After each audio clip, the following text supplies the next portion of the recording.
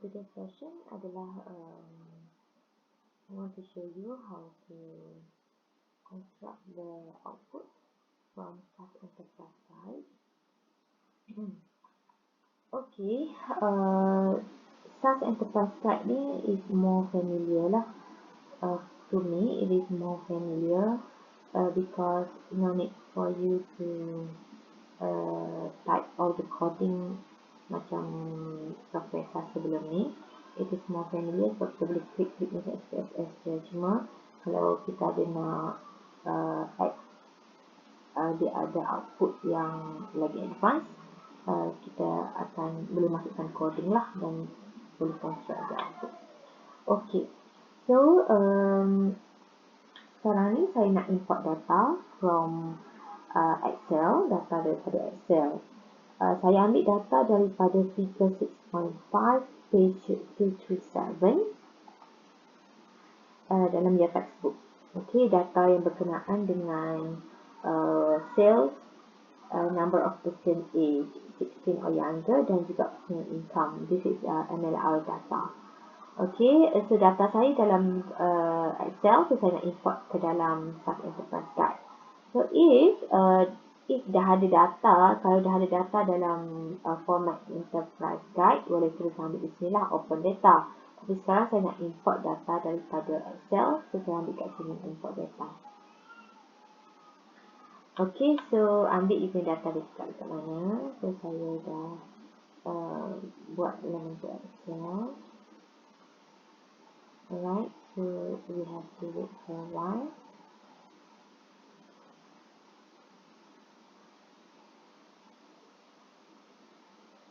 Okay, so dia akan keluar macam ni. Kita next. Next. Okay, so ni data kita sales is 1. So dia ada label kat sini. Saya nak modify, boleh modify di sini.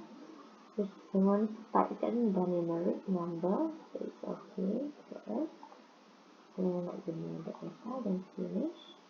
Dan kita tunggu lagi ni, dia sedang running untuk nak import our data ke dalam format SAS Enterprise Guide. Okay, so this is our data. Okay, we have altogether 21 sample size kan. Kali tengok balik data daripada page 237.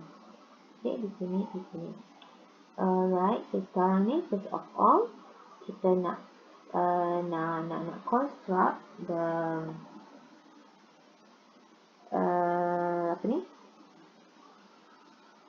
the scatter diagram first. Okay, as you know, sama je dengan SLR dengan MLR, kita punya before we proceed dengan model of MLR ataupun SLR, first kita kena check the assumption dulu kan. Sama je SLR dengan MLR, kena check dulu untuk linearity, kena check for the homogeneity, kena check untuk normality. Okay, so first thing first, kita create the scatter diagram first. Okay, dalam SAS EG ni, nak analyze ataupun ambil data, dekat sini pun boleh graph. Di sini ada analyze, ada banyak kat sini kan. Kalau tengok kat sini, dia macam SPSS kan, kita klik je. Okay, ni graph. Nak graph yang mana. Ataupun, terus ambil kat sini pun boleh. Tas kat atas ni. Okay, ada regression, ada graph kat sini.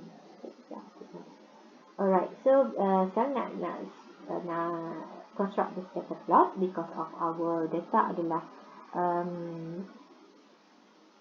MLR, ada 2 X. So saya buat scatter plot matrix. So kita ambil kat matrix variable, nak select the data first. So select all the data.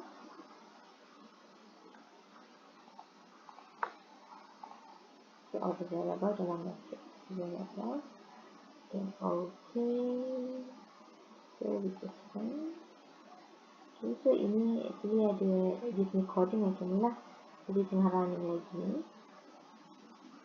Okay, this is coding aja. Okay, so this is our scatter plot matrix. Okay, so kalau tengok kat sini, scatter plot matrix hanya boleh dibuat untuk when we dia dengan MLR saja. If we have several independent variable. Okay, kalau just ada satu Y dengan satu X saja, ada dua variable, kita boleh buat scatter plot macam biasa je lah. Yang ni saya tunjukkan kalau nak buat scatter plot, matrix scatter plot, sebab we have more than two variable, we have three here.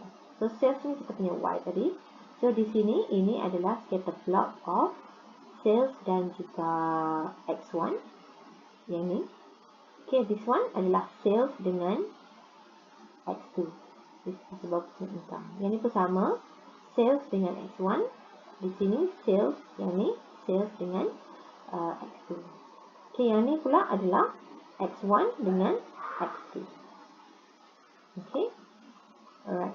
So apa yang kita nak tengok before we proceed with the model adalah kita tengok dua ni, Y dengan X1 dengan Y dengan X2, whether it having the linear relationship ataupun tidak. So since here our data ada trend, kan, positive trend, dua plot ada positive trend, and we can see that both of the X1 dan X2 have the linear relationship with Y kita say. Okay, so ini punya ni plot. Alright, so let's say kalau you nak modify apa-apa, tiba-tiba nak modify, nak pergi balik kepada kita punya task tadi, klik je modify task, dia keluar balik ni. So you nak, let's say you ada lagi variable lain nak tambah ke, okay, variable lain lagi nak tambah ke, actually yang tak termasuk, you boleh masukkan kat sini dan klik OK lah. Okay, and then kalau you nak tengok coding dia ada dekat sini, okay? Kalau nak ubah apa-apa, kalau you pandai nak ubah apa-apa, dia nama apa-apa, boleh ubah dekat sini. Okay, alright. So di sini kita punya result tadi. Okay, and then kalau you nak copy kan result ni, nak copy, you nak masukkan dalam Word, boleh copy, masukkan saja dalam Word.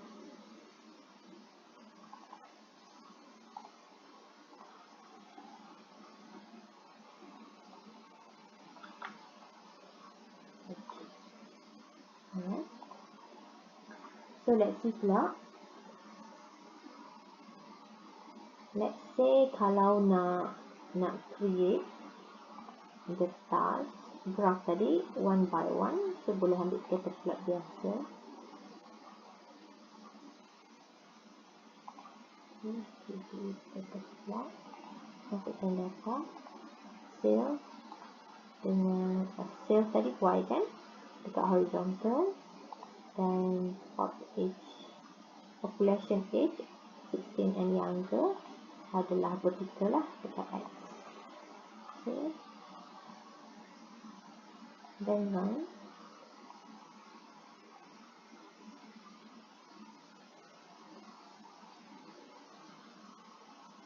Okay, so dia akan keluar macam ni.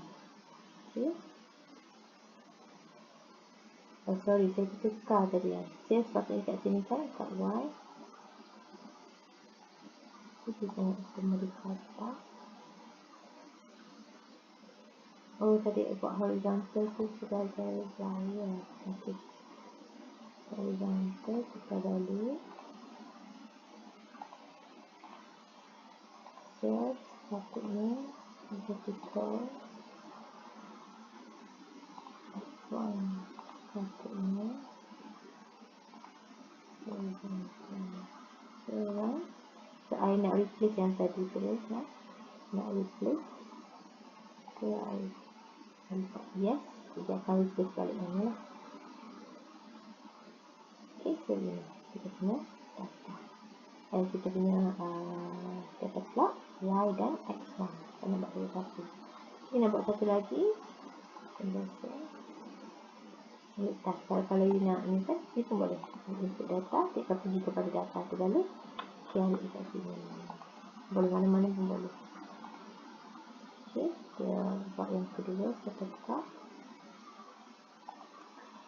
Okay, masukkan data sales tadi adalah vertical dan X2. 2 will be the horizontal.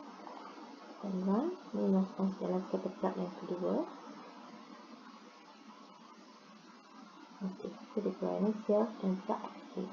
Okey, kita nampak dia punya trend, cuma maybe dia punya strength-nya tu apa ni, kurang daripada ya, kalau kita tengok yang pertama tadi.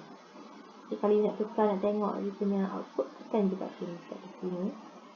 So dia akan keluar lah. Okey, dan tekan result. Okey, so dia keluar. Ini untuk yang tadi yang Y dengan X1. Okay, Y dengan X2, this one. Y dengan X2. Kita tengok scatter plot tadi, dah ada kat sini, ada kat sini. Alright. Okay. And then, kalau kita nak confirmkan lagi, kita nak value R, kan? Kita nak dapatkan value R untuk kita confirmkan whether our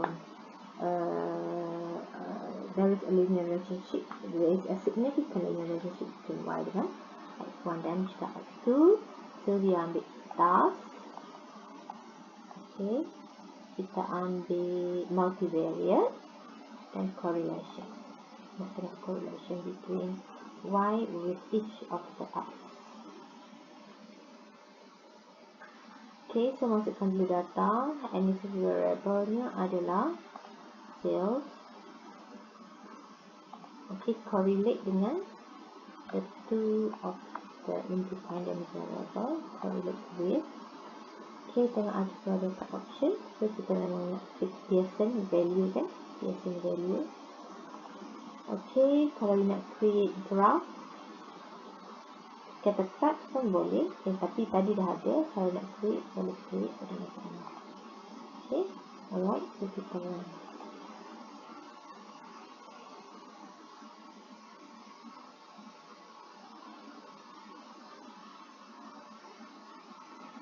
Okay. So, dah keluar yang ni. Okay, ini yang kita nak ada kat bawah ni, kan? Ini adalah value Pearson. This one, 0.99 here ni adalah value R lah. R between Y dan X1. 0.94455. Value R between Y dan X2 adalah 0.83580.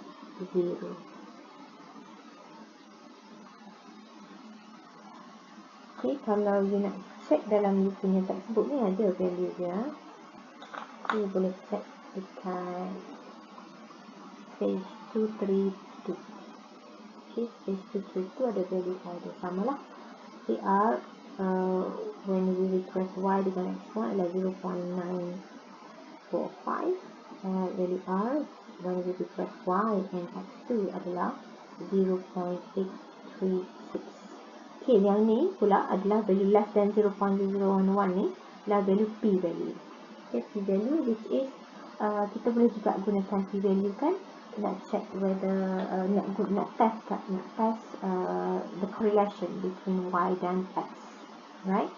So sama juga di punya H0 H1 tu sama, cuma you gunakan P value lah. Kita biasanya we say that we reach H0 when the P value less than alpha, right? We reach H0 when P value less than alpha. So since that here, both of the P value for this X, independent variable, are less than 0.05. Contohnya kita ambil alpha 0.05. So means that we reject H0. So we can conclude that there is positive, sebab that's new value positive. There is a positive linear. There is a significant positive linear relationship between Y and X1 and also Y and X2. So kita boleh proceed dengan the other assumption. Okay. So kalau you nak modify, contohnya kita nak ambil nak modify, kan dia klik kat sini modify task. Okay, let's say tadi kita nak ambil, kita nak create the scatter plot. So boleh dari sini. Yalah. So I just nak replace lagi yang tadi.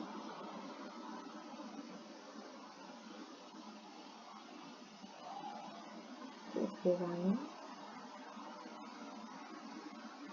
Alright, so we can sama juga kita lihat. So kat sini dia ada value correlation dan p value, the correlation value dan juga p value. Okay. Okay, so apa lagi? Kita nak check pula the assumption and also the ANOVA table, the coefficient table and so on. Right? Okay. Kat sini juga actually, you boleh tengok kat sini, you boleh dapatkan value mean for each of the variable, dia punya standard deviation dan juga sum of the value, minimum dan maximum value each of the variable. Okay, so we go to regression. Yang ni kita nak create the ANOVA table and also to check the assumption for the assumption of the residual. Okay, go to the linear regression.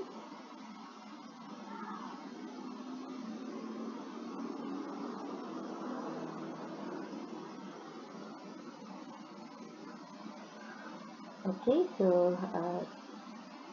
determine the variable first. Sales will be the dependent variable, and the other two variables will be the explanatory variable, which is the independent variable. And then kita punya kat sini the model, click model, tak perlu statistics di sini. Okay, so you boleh klik mana-mana yang you nak, tapi sekarang ni for now tak perlu klik mana-mana. Nanti after this lah kita akan belajar GIS kan, kita nak tengok multi-cumulativity and so on, you boleh klik all here. Okay, kita pergi kat plot, kita nak check the assumption tadi kan, so kita akan klik the okay, diagnostic ni boleh juga kalau nak klik pun, jadi akan keluar banyak lah sebenarnya. Okay, kalau kita nak tengok certain QQ, okay, kita nak tengok satu one time. Okay, residual versus predicted kan, kita nak tengok dah apa ni, homoscedasticity,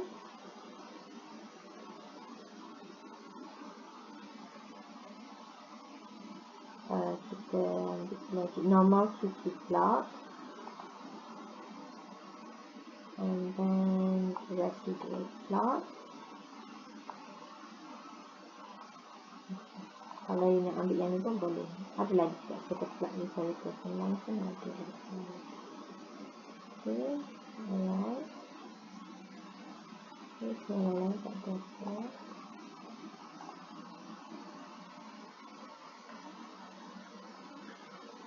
Okay, so we will think for the output. Alright, so we have this. Alright, ni ANOVA table. Ini value R square. Sini kita ambil value R square. Okay.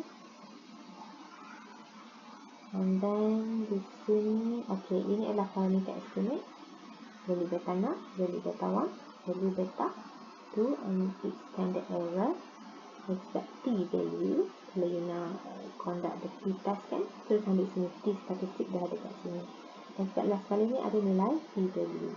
So, kalau tengok dekat ANOVA table, kita ada all the value of SSE, all the value of SS, SSE, SSR, SST, all the value mean square, dan last kali akan ada F statistic value untuk conduct the F test to see whether our model is significant or not.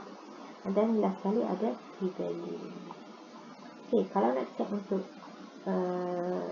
assumption of the regression, so yang ni adalah residual versus predicted value. Okay, if you can see here, there exists any pattern kan, tak ada pattern, obviously pattern apa ni,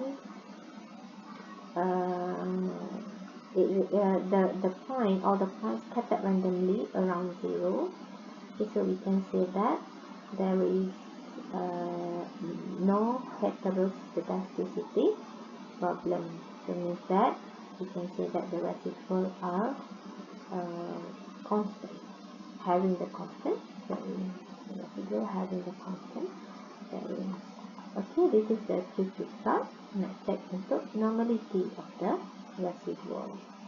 So if you can see here, dia ada a long tail kan, dia ada tail yang yang obvious. Okay, so it looks like most of the points rather di sekitar straight line, so we can say that we can conclude that the numerator assumption is fulfilled. Okay, so ini adalah plot of residual versus x1 dan residual versus x2, which is we also can observe all this value, all this scatter plot to check for the independence of the residual, right? So sama juga kat sini, there is no pattern analysis in this scatter plot. So we can say that the independence assumption is fulfilled. Alright? Okay, so because of all the assumption is fulfilled, so kita bolehlah gunakan, kita bolehlah nak check whether our model kita ni, beta 0, beta 1, beta 2 kita ni is significant or not. So kita gunakan F-test.